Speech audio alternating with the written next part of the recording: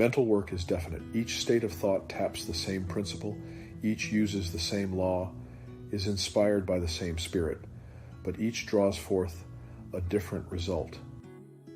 Here is multiplicity proceeding from unity.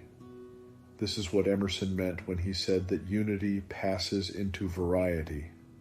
But someone will ask, can we bring out both good and evil from the one source? Of course not.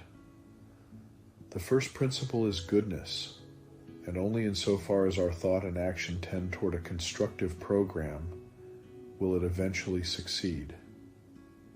We cannot fight the universe. It refuses to be budged from its course. We can only go with it, but there is ample latitude for personal expression.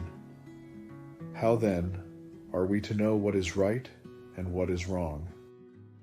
We are not going to know. We already do know. Every man knows right from wrong in its broadest sense.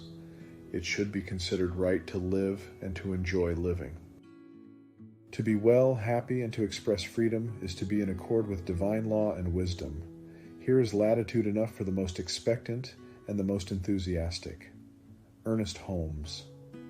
The Science of Mind, the Definitive Edition, pages pp. 45-46. Mental work is definite, read by Rich Jarvis, RSCP of prayersradio.com.